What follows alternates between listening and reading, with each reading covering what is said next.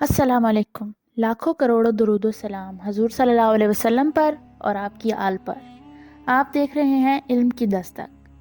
आज हम जिस मौजू के बारे में बात कर रहे हैं उसमें बहुत सी गलतफहमियां पाई जाती हैं, लेकिन अगर इन चंद बातों को सामने रखा जाए तो इन गलतफहमियों को दूर किया जा सकता है। जी हाँ, आज का हमारा मौजू है इमाम मेहदी।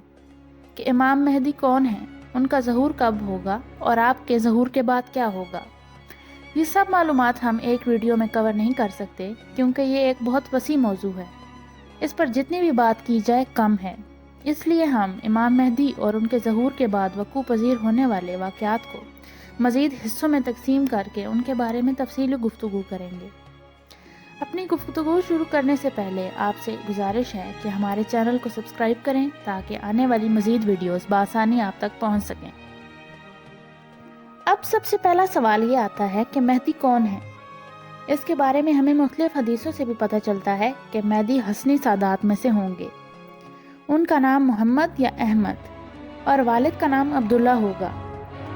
बाज़ रवायात में वालदा का नाम आमना तहरीर है। मेहदी आपका नाम नहीं बल्कि लक़ब है। इसका मतलब है हदायत याफ्ता, यानी उम्मत को उनके दौर में जिन अमूर की ज़रूरत होगी और जो चीज़ें उसकी कामयाबी और बरतरी के लिए ज़रूरी होंगी और पूरे रोए ज़मीन के मुसलमान बेतहाशा कुर्बानियाँ देने के बावजूद महज इन चंद चीज़ों के ना होने की वजह से कामयाब ना हो रहे होंगे, हज़रत मेहदी को कुदरती तौर पर उनका अदराक होगा और वो उनकी कोताहियों की तलाफ़ी और उन चंद मतलूबा सिफ़ात कर मिसाली किरदार अदा करेंगे और चंद सालों में वो कुछ कर लेंगे जो सदियों से मुसलमानों से बन नहीं पड़ रहा था। वो पहले से पैदा नहीं हुए, आम इंसानों की तरह पैदा होंगे।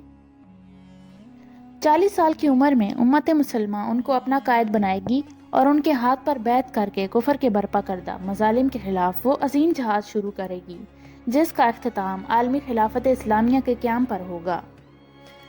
अब एक और बात भी सामने आती है कि आप ज़ाहिर कहाँ होंगे। तो एक बात याद रखी जाए कि वो शख्स कभी भी सच्चा मेहदी नहीं हो सकता जो मेहदी होने का दावा करे। मेहदवियत तो एक रूहानी मनसब है। एक और बात जो उससे मुशाबियत रखती है कि हसनी सादात को ज़हूर मेहदी का इनाम मिला ही इसलिए है कि वो अपने जायज़ दावे और हक से दस्तबरदार हो गए थे। तो अब सच्चे मेहदी के लिए दावे के ज़रिए ये अजीम मनसब हासिल करने की क्या गुंजाइश रह जाती है।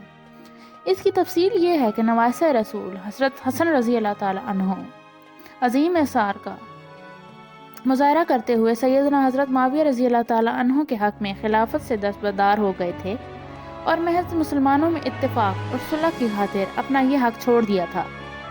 उसके बदले आखिर ज़माने में जब उम्मत को इत्तेफाक व इत्तेहाद की ज़रूरत होगी तो अल्लाह ताला उन्हीं की औलाद में से एक मुजाहिद लीडर आलमी सतह पर खिलाफत के क़याम के लिए मुंतखब फरमाएंगे, क्योंकि अल्लाह ताला का कानून यही है कि जो शख्स अल्लाह की रज़ा की खातिर कोई चीज़ छोड़ देता है तो अल्लाह ताला उसको या उसकी औलाद को इससे बेहतर चीज़ इनायत फरमा देते हैं। चनाचा महदूद इलाके में खिलाफत छोड़ने के बदले में हज़रत हसन रज़ी अल्लाह ताला अन्हो की औलाद को आलमी खिलाफत का इनाम मिलेगा।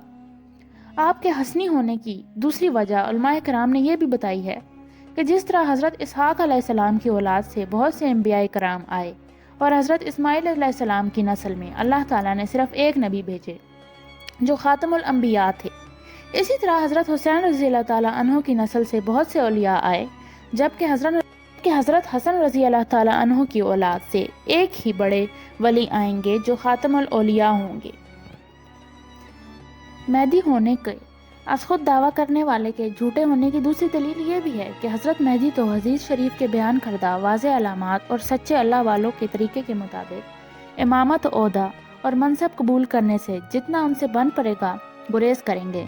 हत्ता कि वो 7 उलमा जो दुनिया के मुख्तलिफ हिस्सों जिनमें पाकिस्तान, अफ़गानिस्तान, उज़्बेकिस्तान, तुर्की, शाम, मराकश, अलजायर और सूडान से हज़रत मेहदी की तलाश में आए होंगे और हर एक के हाथ पर 310 से कुछ ऊपर अफराद ने बैत रखी होगी और ये सब मिलकर सरगर्मी से इस शख्स को तलाश कर रहे होंगे जिसके हाथ पर बैत से उम्मत में इत्तेफाक व इत्तेहाद होगा, मरकज़ी क़यादत नसीब होगी, फितनों का खात्मा होगा, यूरोप, अमेरिका और इसराइल के यहूदियों की साजिशें दम तोड़ देंगी और हुकूमत इलाहिया कायम होगी।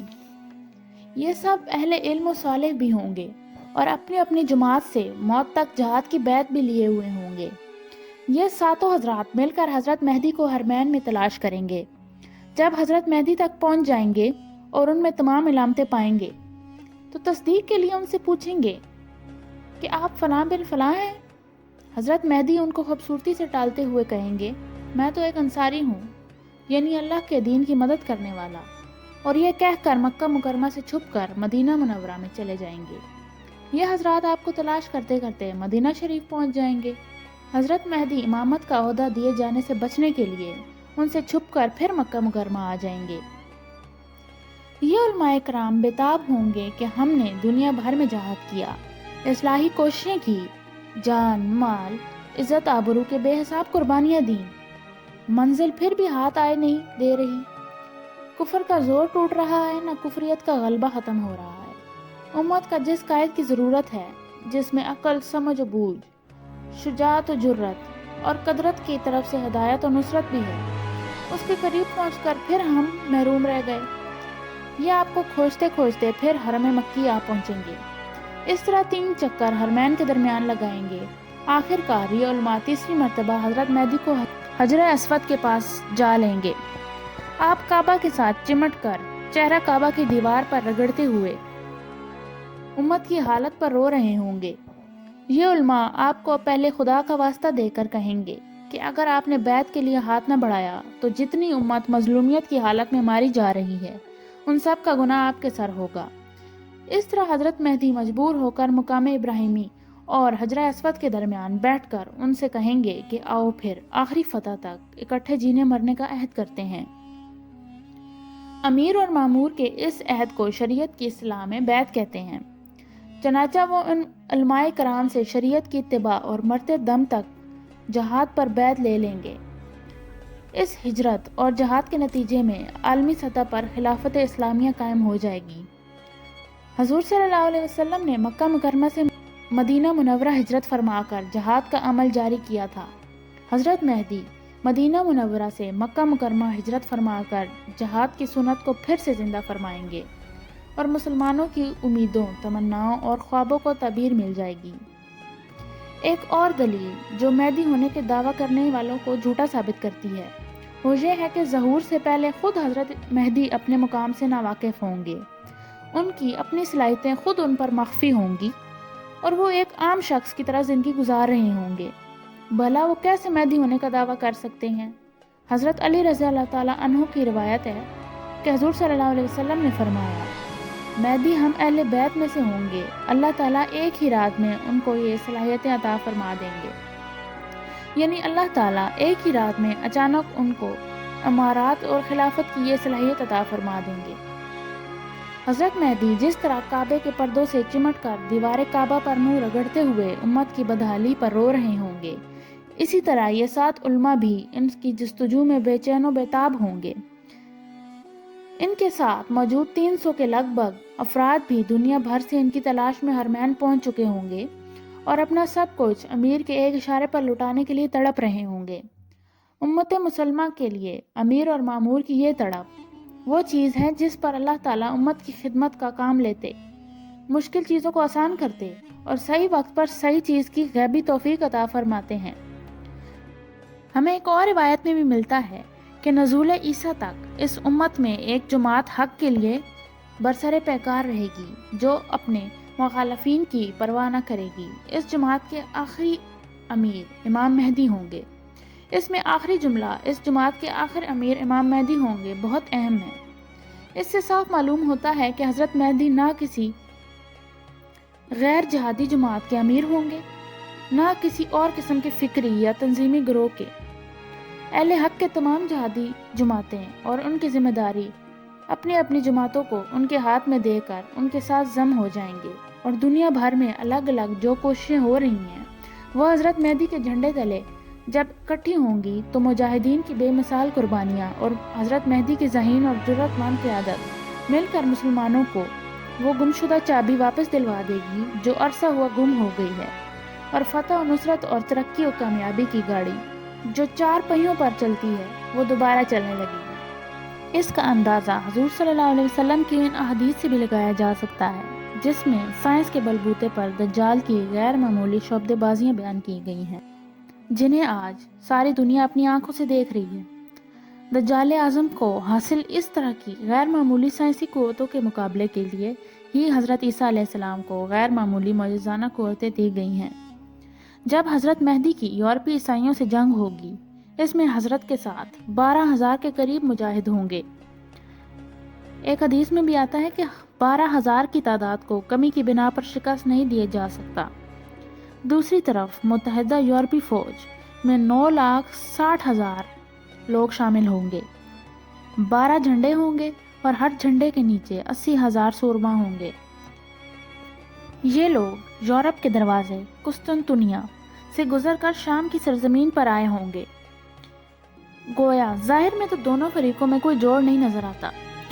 اس پر حضرت مہدی اور ان کے ساتھ شامل لوگوں کو ایک پیشکش کی جائے گی کہ ایک آسان سا مطالبہ رکھنے پر اگر اسے پورا کر دیا جائے تو ہم واپس چلے جائیں گے۔ تم صرف اتنا کرو، تم نے ہمارے جو آدمی قید کیے تھے اور وہ ہمارا مذہب چھوڑ کر تمہارا مذہب اپنا چکے ہیں، اب تمہارے ساتھ مل کر ہم سے لڑنے کے لیے آئے ہیں۔ تم ہمارے اور ان کے درمیان سے ہٹ جاؤ، ہم صرف ان سے لڑنے کے لیے آئے ہیں، تم سے ہمیں کوئی سروکار نہیں۔ یعنی اس سے یہ بات ظاہر ہو رہی ہے کہ کئی یورپی لوگ مسلمانوں کا حسن سلوک دیکھ کر مسلمان ہو چکے ہوں گے۔ وہ آبائی مسلم نہیں ہوں گے بلکہ نو مسلم ہوں گے، اور حضرت موسیٰ علیہ السلام کے زمانے کے جادوگروں کی طرح ان کا ایمان اتنا کامل ہو چکا ہوگا کہ وہ 12,000 کے لشکر کے ساتھ شامل ہو کر 9.5 لاکھ سے ٹکرانے کے لیے تیار ہوں گے۔ ان چند نو مسلم افراد کی حوالگی پر دنیا کی ترقی یافتہ ترین متحد قوموں کا لشکر واپس جانے پر تیار ہے، اور چند ہزار ٹوٹے پھوٹے مجاہدین کی جاں بخشی اس سے مشروط ہے، جنہیں موت سامنے نظر آ رہی ہے۔ لیکن ان چند کامل ایمان جہادیوں کا جواب سنیے۔ اللہ کی قسم، ایسا ہرگز نہیں ہو سکتا۔ وہ اسلام قبول کر کے ہمارے بھائی بن چکے ہیں اور ہم انہیں کسی صورت اکیلا نہیں چھوڑ سکتے۔ آپ خود سوچئے کہ ایسی جرأت اس وقت روئے زمین پر کس طبقے میں موجود ہے؟ کون ہے جو سپر پاور نہیں ہے لیکن وہ ہر ملک کو ایسا جواب دے سکتا ہے کہ حکومت جاتی ہے تو جائے، ملک چھنتا ہے تو چھنے، ہم مسلمانوں کو کفار کے حوالے نہیں کر سکتے۔ اس بات کا اندازہ آپ ایک حدیث سے بھی لگا سکتے ہیں جس میں بتایا گیا ہے کہ جب تم دیکھو کہ خراسان کی جانب سے سیاہ جھنڈے نکل آئے تو اس لشکر میں شامل ہو جاؤ، چاہے تمہیں اس کے لیے برف پر گھسٹ کر کیوں نہ جانا پڑے، کہ اس لشکر میں اللہ کے آخری خلیفہ مہدی ہوں گے۔ حضرت مہدی کی اس جماعت کی 2 مخصوص صفات یہ بیان کی گئی ہیں، پہلی جہاد اور مسلسل جہاد، اور دوسری یہ کہ مخالفین کی پرواہ نہ کرنا۔ آج کون سی سرزمین ہے جہاں جہاد نامی فریضہ مٹ جانے کے بعد زندہ ہوا اور مسلسل زندہ ہے؟ دنیا میں جہاد کی کوئی قسم نہ ہوگی جو یہاں نہ لڑی گئی ہو۔ دنیا کی ہر طاقت استعمال کرنے کے باوجود اس سرزمین سے حق اور اسلام کا علم نہ بجھا ہے اور نہ اللہ کے حکم سے بجھ سکے گا۔ آج کی اس سیریز کی پہلی قسط میں ہم نے حضرت امام مہدی کے بارے میں جانا۔ اب اگلی قسط میں ہم حضرت مہدی کے ظہور کے بعد ہونے والے حالات و واقعات کے بارے میں جانیں گے۔ اگر آپ کو ہماری ویڈیو اچھی لگی ہے تو اسے اپنے دوستوں کے ساتھ شیئر بھی کریں اور چینل کو سبسکرائب بھی کریں۔